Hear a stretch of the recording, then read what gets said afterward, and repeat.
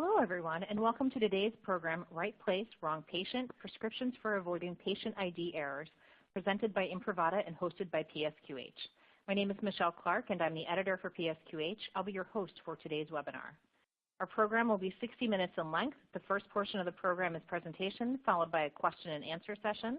Today's program is being recorded. Before we get started, I'd like to take a moment to review the web conference platform. First, to ensure that you can see all of the content for the event, please maximize your event window.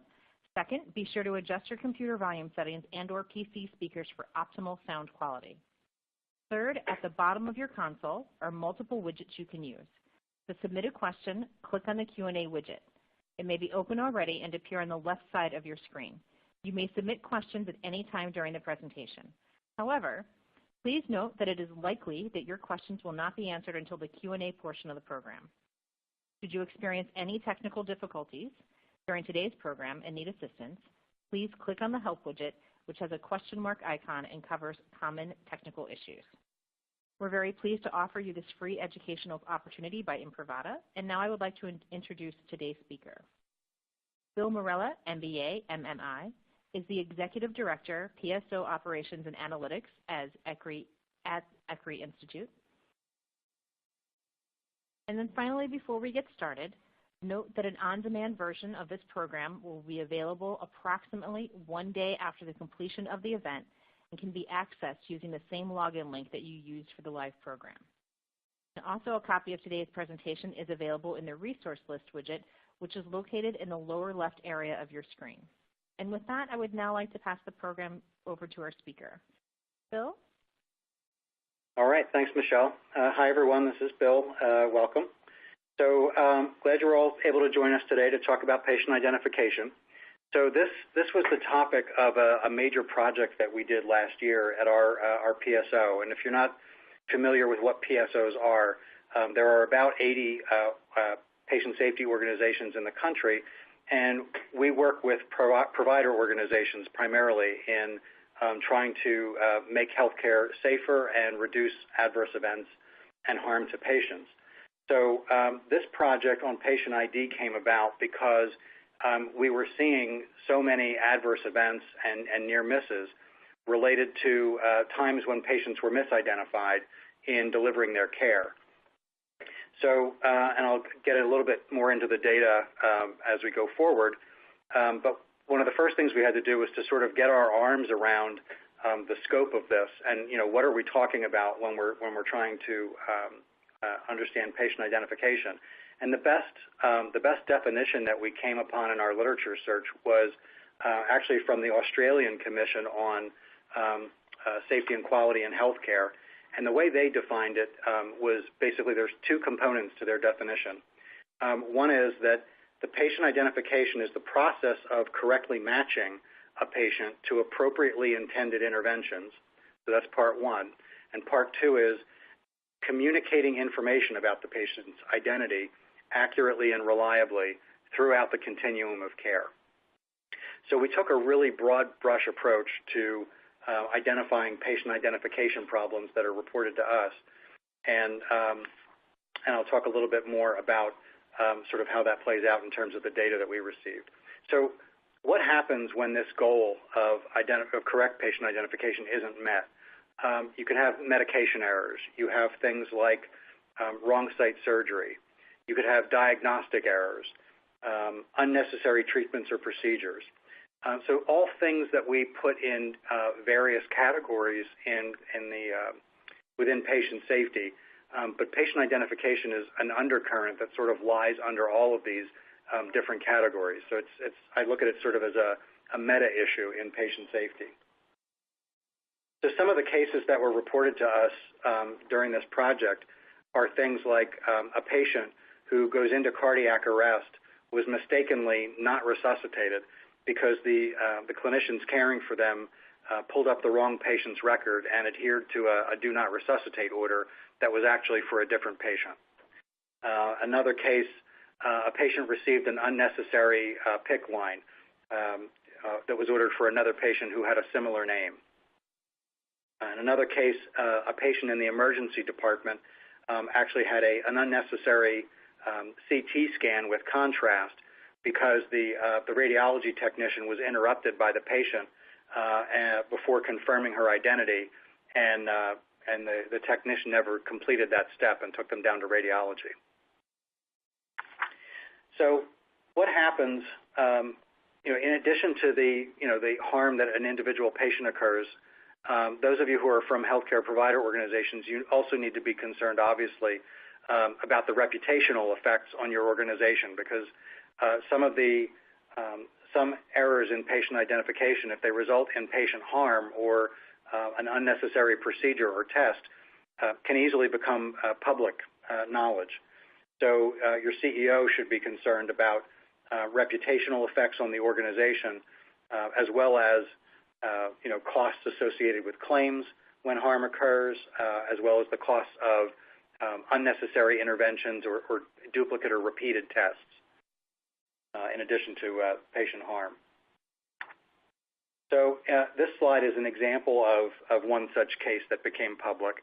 So this is information that comes from Liz Kowalczyk. She's a health reporter from the Boston Globe. And so this is a case in which a hospital accidentally removed the wrong patient's kidney. And so it's a case of wrong site surgery in which the surgeon relied on a CT scan of a different patient who had the same name of the patient that was on the table. And they only used the patient's name to confirm their identity. So those of you who work in patient safety, you know that we need to use multiple identifiers when identifying patients, especially at critical transitions or critical junctures in their care, such as performing an invasive procedure. So in this case, there were some contributing factors that were evident in the article, and I don't know anything more about this case than what was reported in the paper. So that's what I'm presenting based on. So the patient did not speak English. That was no doubt a contributing factor, and the patient probably didn't have much opportunity to participate in making sure that they got the correct procedure because of that. But I also thought it was interesting that the OR system displayed the patient's name, but did not display the date of birth, which is the second most commonly used identifier. So in this case, the Department of Health in this state determined that the facility did not do an adequate job investigating and remediating the causes of this error. And in the information that became public through the Department of Health, there were several other wrong site surgery cases at this same facility.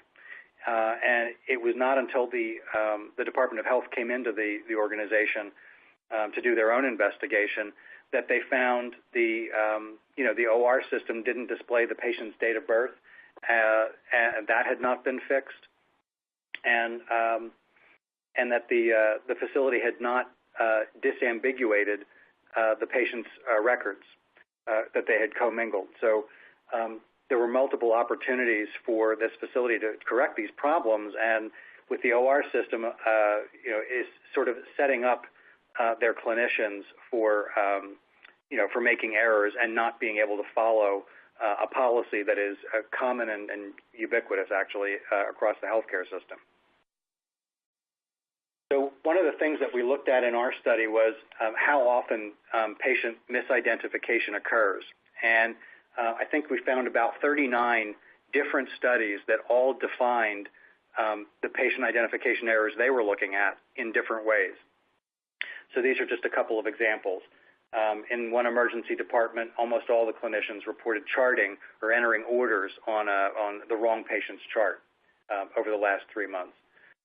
About 1.2 out of 1,000 warfarin prescriptions are given to the wrong patient in community pharmacy.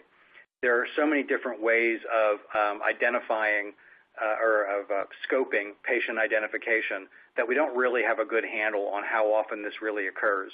I guess what I can tell you from speaking to clinicians and people who work in patient safety around the country is that every hospital that we work with has this problem to one degree or another, and this is something that the industry as a whole, everyone is wrestling with this.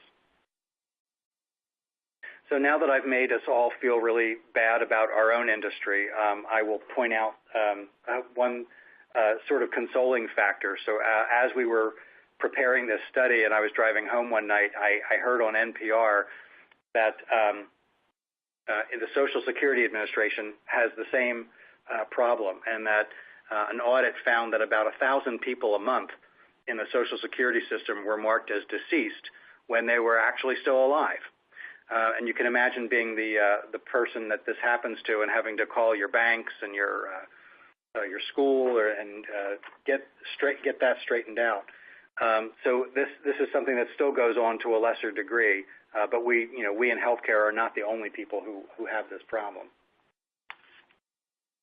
So the literature base on patient identification is growing, and there are not a lot of good randomized controlled trials around interventions to try to improve patient identification. So a lot of the steps we take, like using two identifiers, reconfirming with the patient every time you give them a med, confirming their identity, these are all safety practices that are there's not a really good, strong evidence base behind them as there is for so many other healthcare interventions. So a lot of the safety practices that we are using are sort of expert opinion based as opposed to evidence based. There are a couple of exceptions that I'll note as I go through this. But the conclusions that we came to in looking at the literature that is available is that you can make a big difference in patient identification if you improve the design of the physical, electronic, and assigned identifiers that you use to identify patients. And I'll talk a little bit more about how you might go about that. There is good research evidence that providing alerts to clinicians on order entry can reduce wrong patient errors, and I'll talk about those studies in more detail. Using new technology and automated safety checks can reduce errors and improve monitoring of how often you are misidentifying patients.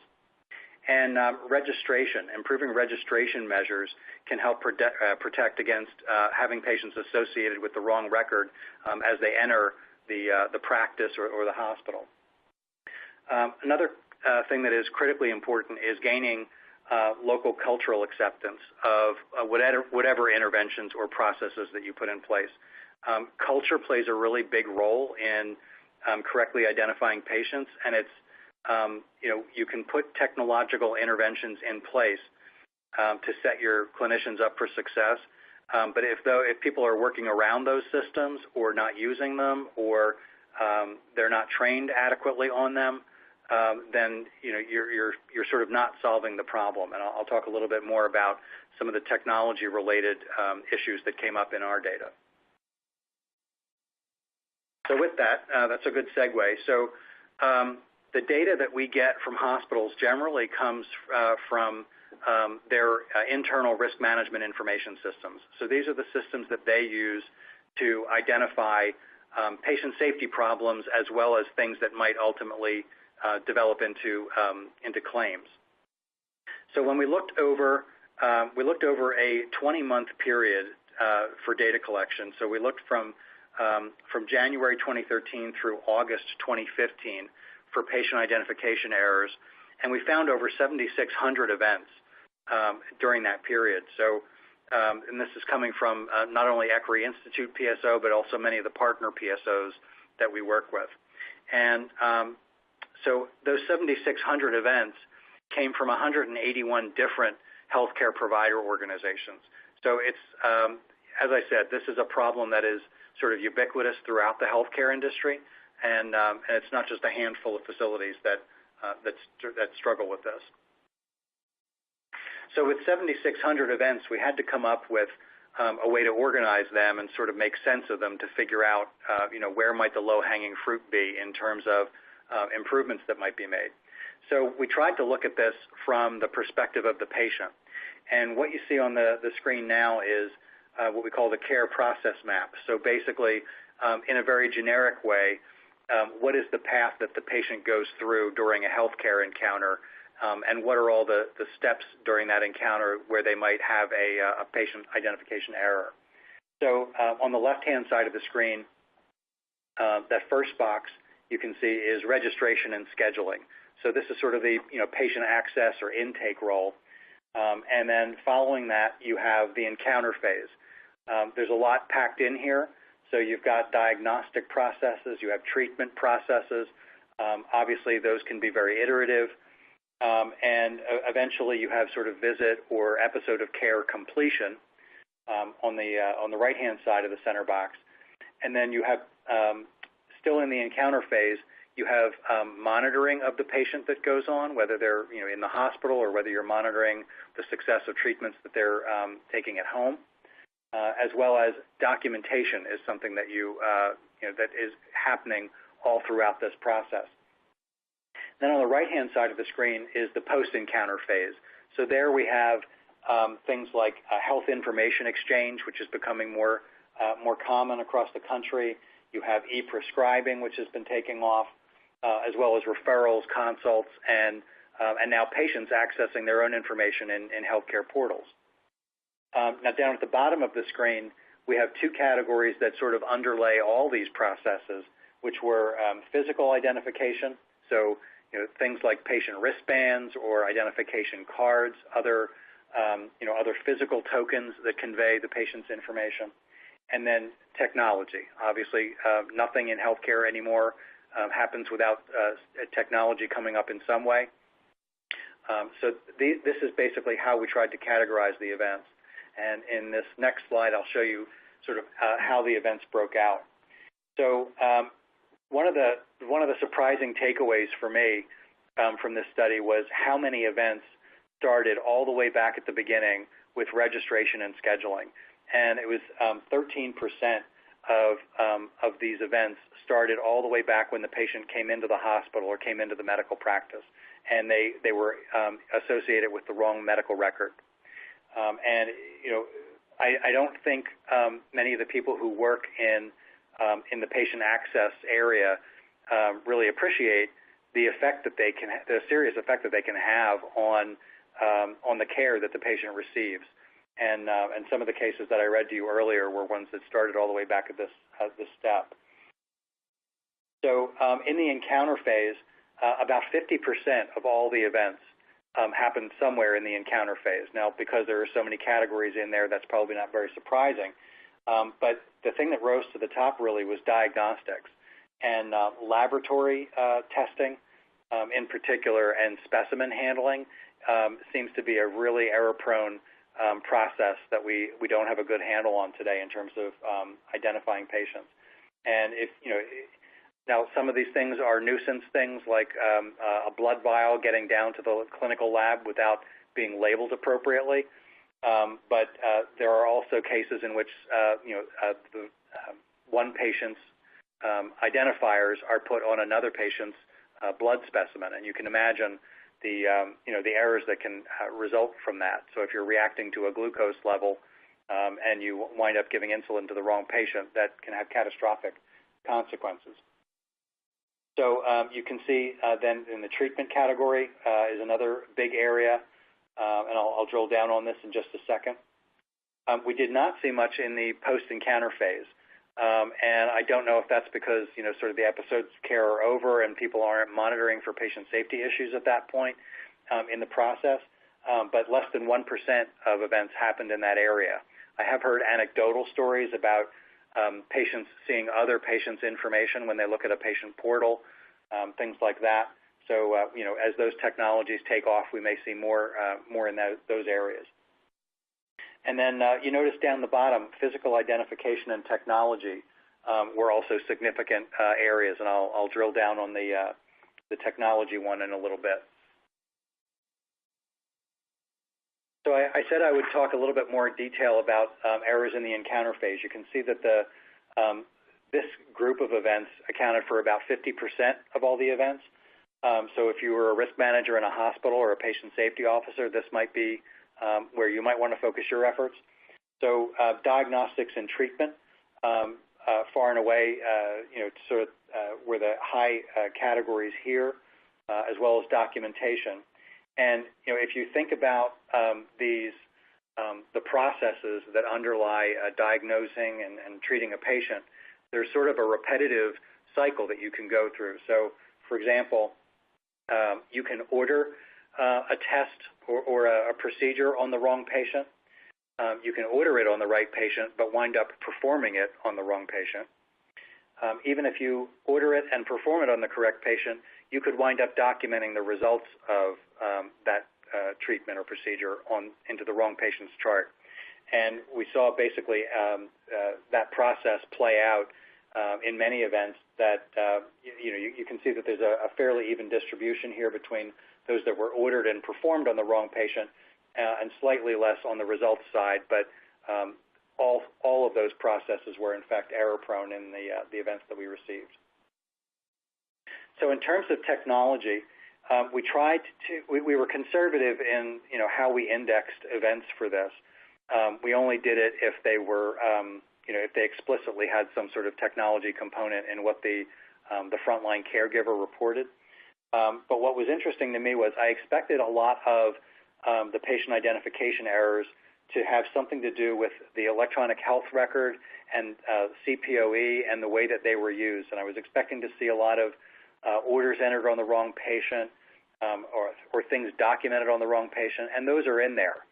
But the technologies that sort of rose to the top in terms of identification problems were barcoding and point-of-care testing. So an example of so barcoding, is pretty ubiquitous in hospitals these days during medication administration. And the barcoding events were mostly around either errors or inaccessibility of a Wi-Fi signal to use barcoding, or people using workarounds with respect to barcoding, like administering a medication before they scanned it, which sort of subverts the purpose of doing barcoding. And with point-of-care testing, generally what was happening was a point-of-care test would be performed on one patient, but the information would wind up going into a different patient's chart. And in one case, a critical value that came from a mother was actually put on the infant's on her infant's chart. So those are the kinds of examples of adverse events we saw related to technology. So I don't have time to go into an exhaustive summary of the report, but I'm going to talk about some of the themes that sort of came out of not only the adverse events, but also some of the solutions that we identified in our literature review. And one of the big high leverage strategies for improving the patient identification process is standardization, and it can help in a lot of these different areas in that care process map I showed earlier. So as one example, as we were writing up this report, there was work being done at a federal agency. I don't know if everyone will be familiar with this, but it's called NIST. It's the National Institute for Standards and Technology. And there was a project going on while we were doing ours that we learned about during the process, where NIST has actually come out with standards for the way that patient identifiers should be displayed in clinical information systems. So not just the EHR, but their focus was on that. And if you look at the wristband in the lower right-hand side of the screen, you'll see an example of those standards in practice. So not just in the electronic medical record, but also on the wristbands and on task lists that nurses or patient care assistants might use in their activities. So anywhere that you might need to make sure that you're doing the right thing for the right patient, there's no reason why patient identifiers should be displayed in different ways in all those systems. So if you're a clinician, you may interact with 6 or 10 different clinical information systems during the course of your day, and it increases the cognitive load on those clinicians if patient identifiers are stored in one way in one system and in a completely incompatible way in another. So this is an area where good standards do exist. These standards have been developed based on evidence-based ergonomic principles and human factors principles. So they are evidence-based in that sense. So this might be another area of low-hanging fruit. So those of you who work in provider organizations, you might go back after the webinar and just look at some of your core clinical systems to see how closely they conform with these standards. So this is a really busy slide that I won't have time to drill down on, but this is in our free report, and there are links at the end of the webinar where you can download this, and it'll take you to the NIST standards that and go into more detail about them.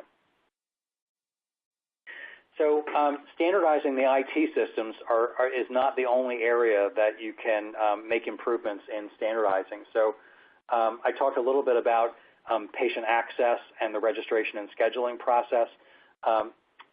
We found that a survey that was done by AHIMA, which is the professional society for people who work in patient access, they did a survey of patient access systems in hospitals across the country and found that only about 40% of hospitals had a formal quality assurance and quality control process around patient intake.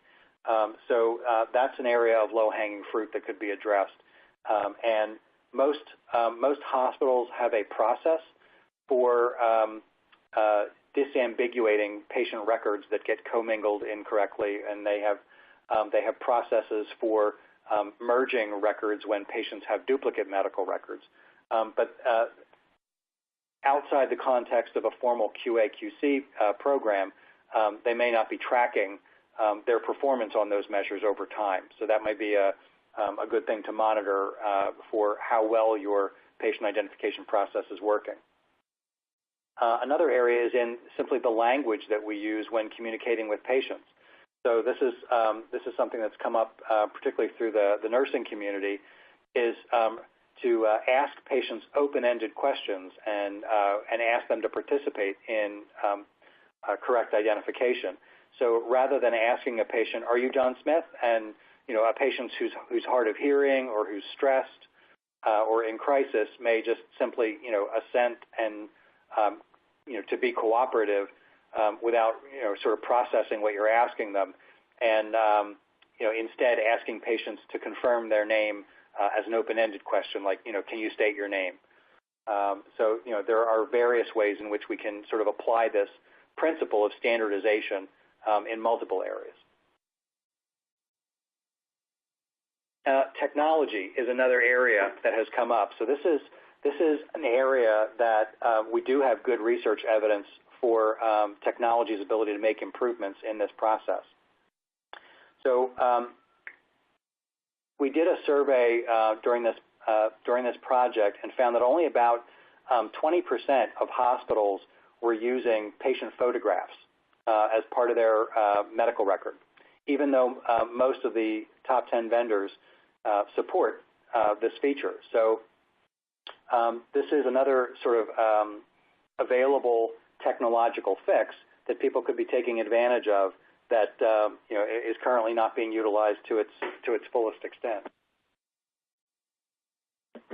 And if you think about it, there's so much information that's encoded in your face that you've got your age, you've got your race, you have your sex, and then if the clinician is actually knows you personally, they've got your actual identity, all of which can sort of prompt them to realize that they might be in the wrong medical record. And some of these medical record systems allow you to have multiple charts open at the same time in multiple windows, and it's very easy to get lost in what you're doing in a busy clinical environment where people are interrupting you and there are distractions going on all around you.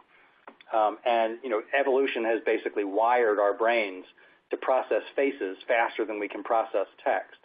So this is an available feature probably in the EHR of every one of you on the line who is from a provider organization.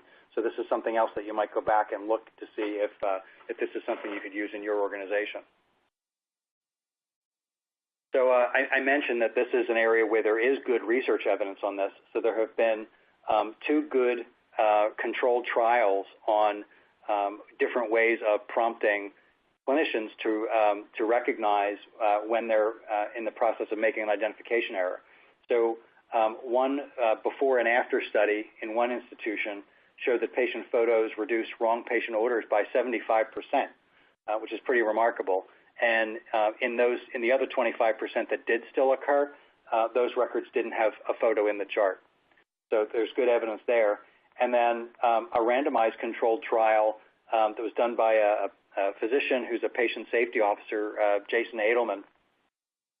He basically found that it reduced showing an alert that included the patient's photograph during confirmation of orders that were being entered, dramatically improved the likelihood of entering an order on the wrong patient's chart. So there is good randomized controlled trial evidence that this can make a difference. So if you decide that this is worth investigating, so what do you need to think about if you're going to implement patient photographs in your EHR? So one thing to think about is, do you need a formal policy on this? I do know of hospitals that have formal policies, and I know of others that have just sort of adopted this practice without putting a lot of documentation around the process they want their staff to follow in implementing it. But this is an area where you might want to think about putting a policy and procedure in place. So not all patients might consent to having their photo used in that way. So you might want to think about which patients are going to have their photo taken. I've heard some places say that they would not use patients' photographs in their EHR if the patient didn't consent to it. I have other organizations would make a special effort to get a photograph of patients who might not be in a position to consent. So my own grandmother, when she was being taken care of in a nursing home, they used her photograph extensively because she had dementia, and her photograph was in multiple places in her room and in the systems that the caregivers used to interact with her. You need to worry about who's going to take the photos. So I think most places photographs will be taken by clerks at registration, but you also need to think about you can have direct admits coming into your organization. So what will you do with those? You need to think about patients who come in through the ED. Are you going to try to get patient photographs of patients when they're in the middle of a trauma potentially? So there may be exceptions to groups that you want to take photos of. Another example of that might be patients who have behavioral health diagnoses or substance abuse related diagnoses may not be comfortable having their photos taken. You also need to worry about updating the photos. So adults may not need to be changed as often as photos might be changed with children. So if you're in a medical practice that cares for pediatric patients, photos might need to be updated for them more frequently in order to be useful. And then you need to worry about equipment.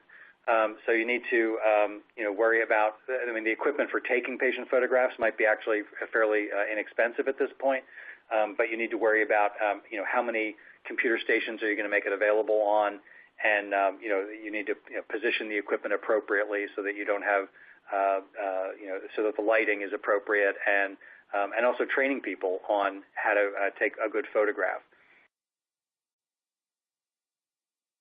So I want to introduce another concept that I first became aware of when we started working on health IT-related patient safety issues. So if you haven't run into this before, this is the socio-technical model for health IT-related safety events is a model that was developed by two patient safety researchers, Dean Sittig and Hardeep Singh. Basically, they developed this model to articulate all the different areas that you need to look at when you're investigating a health IT-related safety event. And patient identification is one of those, since IT is ubiquitous in the clinical environments now. So, when you have a health IT-related event, or in this case, a patient misidentification event, it would be easy to sort of either blame the frontline practitioner as making some sort of a personal mistake, and it's also sort of easy to blame the technology for being faulty or poorly designed or something like that. But in actuality, most of the health IT related events that we've seen at ECRI tend to be multifactorial and rarely involve only a person or only the technology. So some of the other areas that are in this socio-technical model that you need to think about are policies and procedures, for example. The wrong site surgery case that I talked about earlier in the presentation is a good example of that.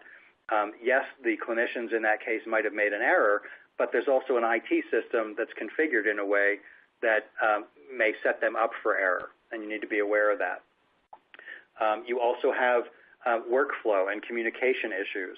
So if you have systems that are not interoperable and are not talking to one another and are not transferring information in a coherent way across the continuum, information that one clinician may need may not get to them because it's not coming from a system that sort of precedes the one that they use. And a good example of that is information that might get entered into the emergency room EHR might not cross over into the inpatient EHR and might get dropped in that case. Of course, you have to worry about external pressures and accrediting bodies monitoring your different activities, and there are a couple of other areas that I'm not going to have time to go into in detail. But this model is addressed in the full report that you can download from our website, and then that will go in more detail there. So I want to say a little bit about data integrity. In the past, when we were in a paper world, patient identification was still a problem back then. It was still possible to grab the wrong patient's chart or file information into the incorrect chart. But now that everything has been computerized and then we're using all these IT systems, we've lost a lot of the physical characteristics of a paper chart that would clue you in or clue a clinician in to whose chart they're actually in. And many of the views of the medical records when they're in the electronic form are very similar, and it can be very easy to sort of lose your place in whose chart you're in. Another form of data integrity that came up during this report, and I mentioned this a little bit before, there are two different ways that you can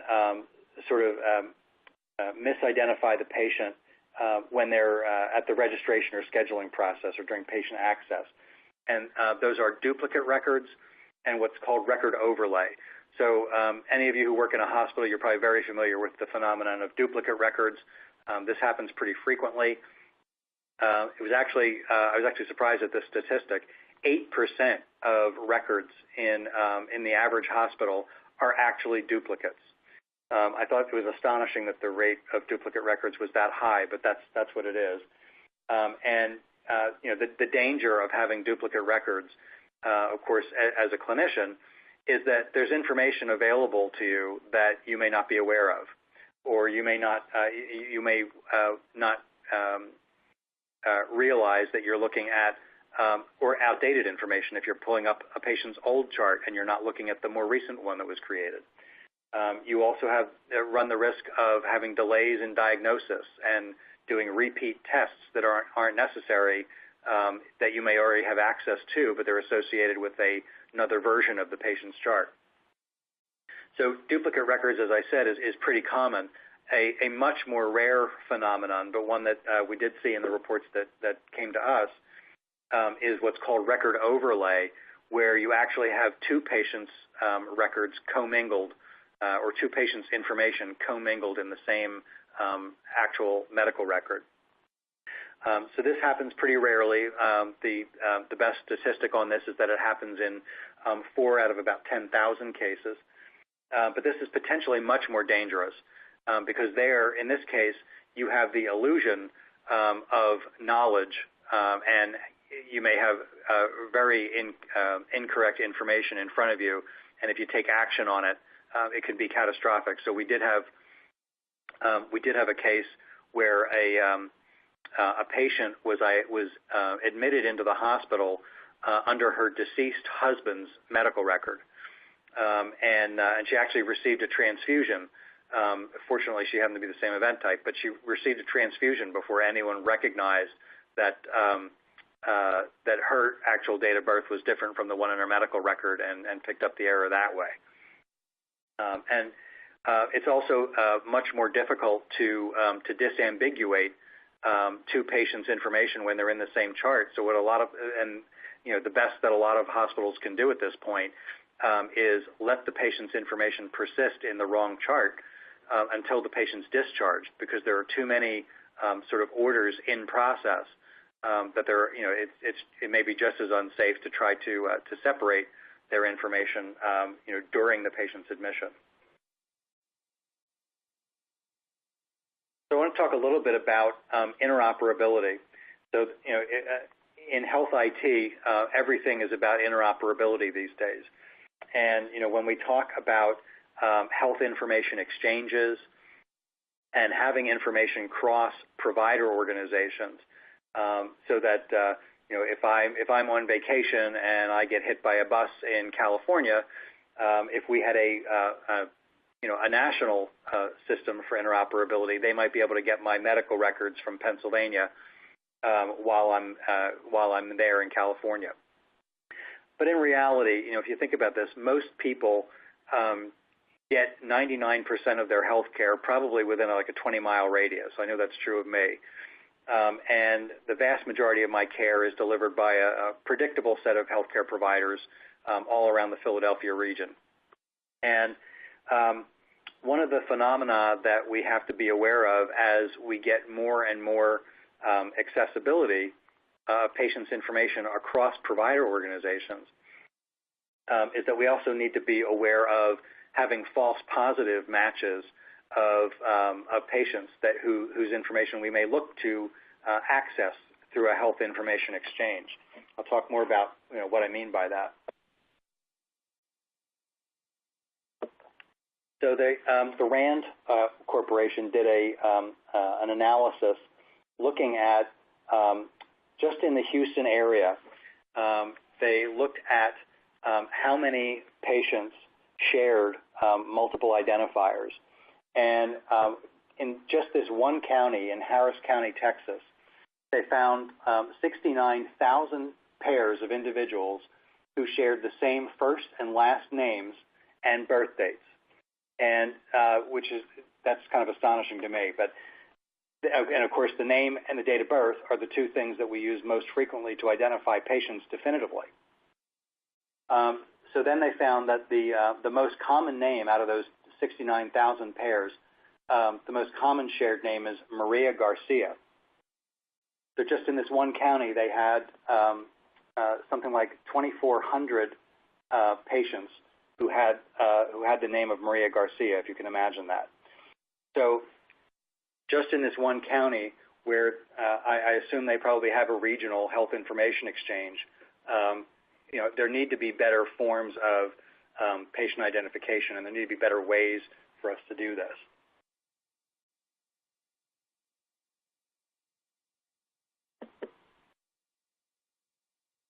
So here's another example of sort of the perils or the risks of false positive matches.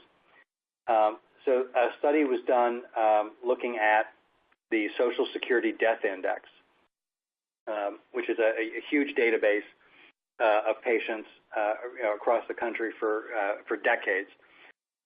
And what they found was that 98% of the people in this in the Social Security Death Index shared their last name with somebody else. So the last name is virtually useless as a unique identifier. 33% of people in this database shared their last name and a date of birth. So one out of three people share those two identifiers. And it's not until you get to the point of adding really unique things like a zip code and a social security number that you get to a point where the risk of false positive identification is low enough, 1 out of 39 million, that I think most of us would accept that as acceptable. So as we increase the the portability of patients' information, we need to be aware of these other sources of errors. So I can't, of course, stray away from this topic without going into the a universal patient identifier. So those of you, who deal with HIPAA, which is probably most of the people on the phone, HIPAA actually contained a provision many, many years ago that the government would establish a framework for having a national patient identifier. But doing that has been prohibited in HHS's appropriation bills every year since then. Now, a universal patient identifier would not prevent all events, but its key use, as you can see in these the previous slides about interoperability, its key use is as a filter to filter out false positives when you're identifying patients. And as we share data more and more, that's going to become even more important.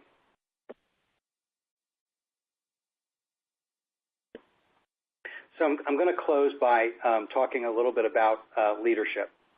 And so one of the hospitals that works with our PSO had a fatal adverse event related to a patient identification error.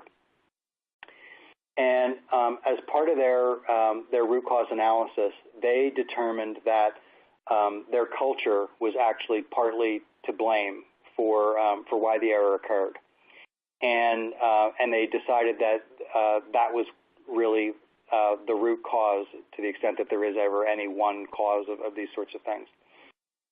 And the way their culture was wrapped up with this was it had become common to refer to patients by their room number. And I know this still goes on in hospitals today, even though we've been trying to root this practice out for 20 years.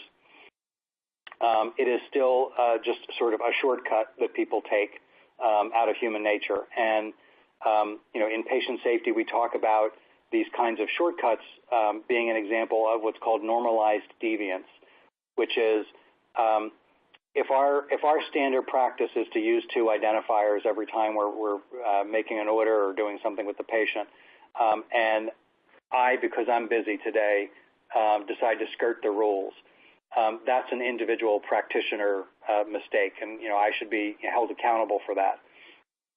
If everybody does it, if it's the way things get done, and everyone's doing it that way, that's an organizational problem. And the individual clinician who happens to be involved in a case where a patient got harmed really is not the person to blame. It's really an organizational issue. So in this organization, they decided that their culture had been one that had normalized that practice of referring to patients by their room number, and that was really sort of a critical path element of what led to this event. And another one was that, and this is sort of another cultural aspect, is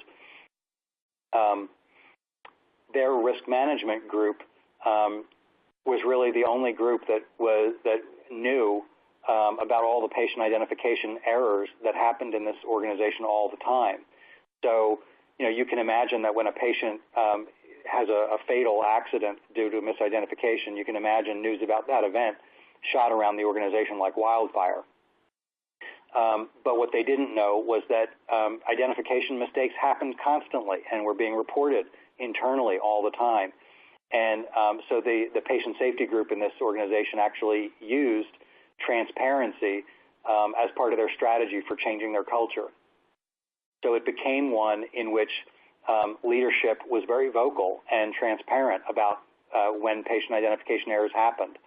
And leadership in this case empowered the clinicians to speak up when people were violating the procedures. They put in place, they made people feel comfortable questioning their peers or even people that were in positions of authority. So, a nurse questioning a doctor that, I can't take this verbal order unless you, give me a proper identification. So, leadership is also a key strategy in preventing these sorts of errors.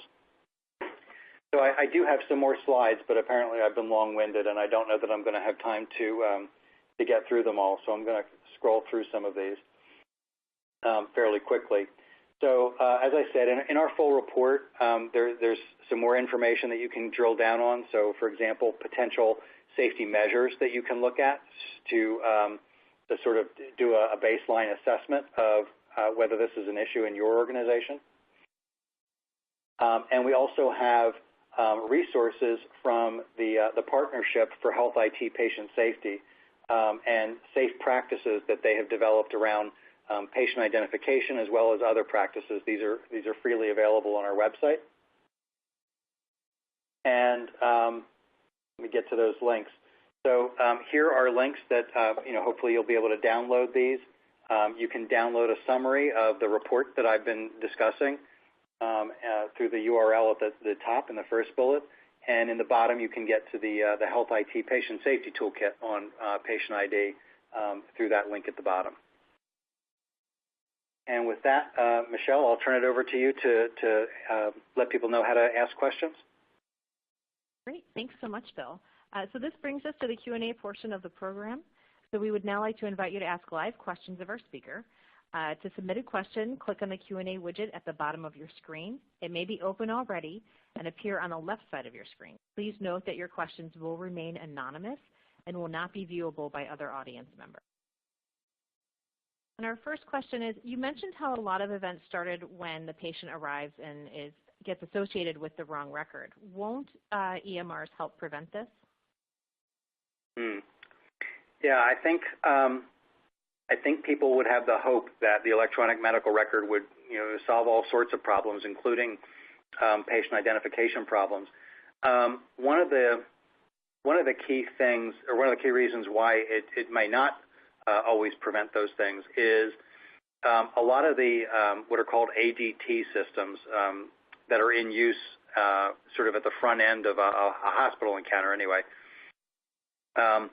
are using what's called deterministic matching. So, for example, if I had a medical record in your system that said, and you had my name in there as Bill Morella, and when I showed up, I gave you my ID, and there I'm called William, and you typed in William Morella, it wouldn't find Bill. So unless you typed in the patient's name exactly as it appears in a medical record that you might already have, you're in a position where you might accidentally create a duplicate medical record. So many of these systems are now starting to incorporate what's called fuzzy matching or probabilistic algorithms. So, like if you've ever used Ancestry.com and typed in your family name, it will bring back not only things that match your family name exactly as you spelled it, but also names that sound like yours. So actually the technology for doing that has been around, interestingly, since the 1920s. It's called Soundex, and it was developed long before computers existed as a way of doing this sort of fuzzy matching of words, based on a computer-like algorithm. So we're still getting to the point where a lot of the technologies being used in the provider organizations are starting to get more sophisticated in how they do patient matching. Great, thank you so much. We have a question regarding patient photos. The question is, legally, do you need a written consent to take a patient's picture? Good question. I don't know the answer to that. I have not heard. I've not heard that brought up before, and I've talked to a lot of people about this. I would probably. That's something that you would want to address in the policy as to which patients you might have consent.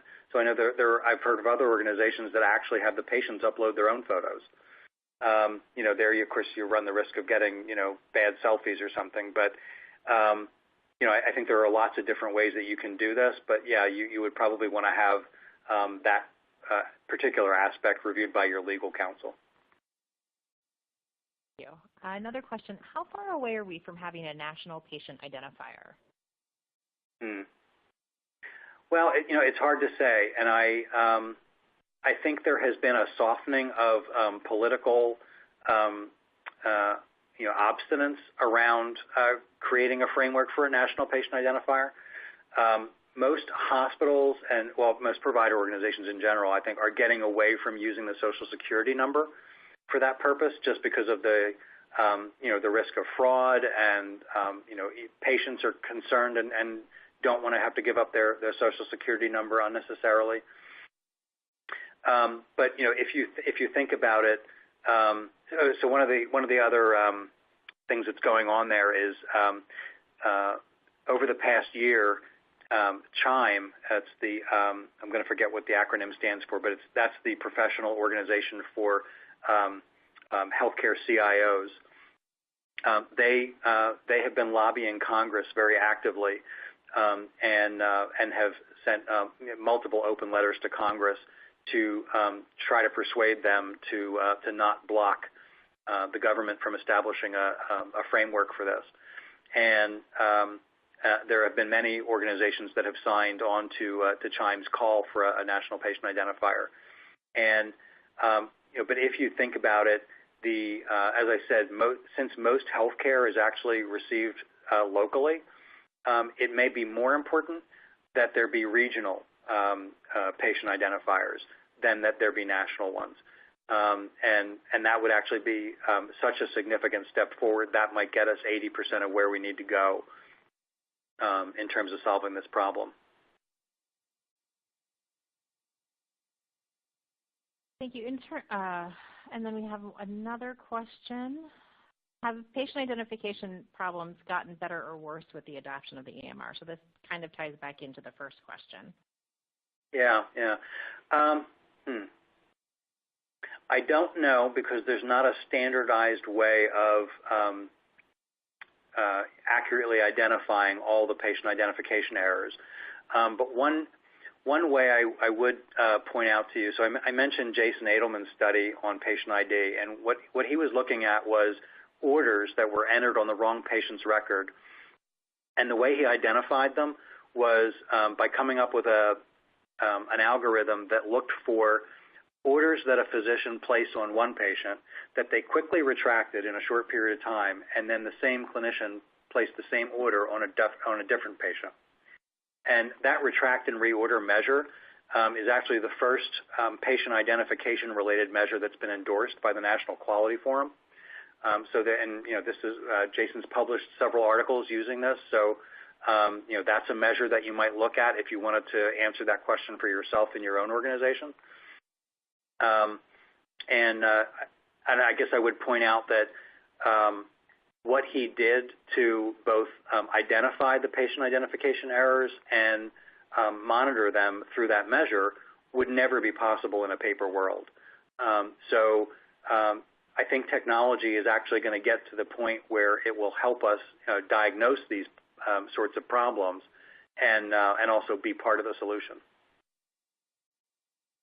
Great. Thank you so much. Unfortunately, we have run out of time for questions. In closing, we want you to know that your feedback is very important to us, and as seen on screen at the bottom of the current slide is a link to the evaluation. A live clickable link can be found in the resource list, as well as in program evaluation widget at the bottom of your screen. And it will also appear in the slide window at the conclusion of the program. We would greatly appreciate your thoughts on our program today. I would like to thank Bill again for joining us today and sharing his knowledge on this topic. And to our listeners, thank you all for putting aside so much valuable time to listen to our program. We hope you found it informative, and we look forward to providing you with other helpful programs in the future. Ladies and gentlemen, this concludes our program. Thank you again for joining us, and have a wonderful day.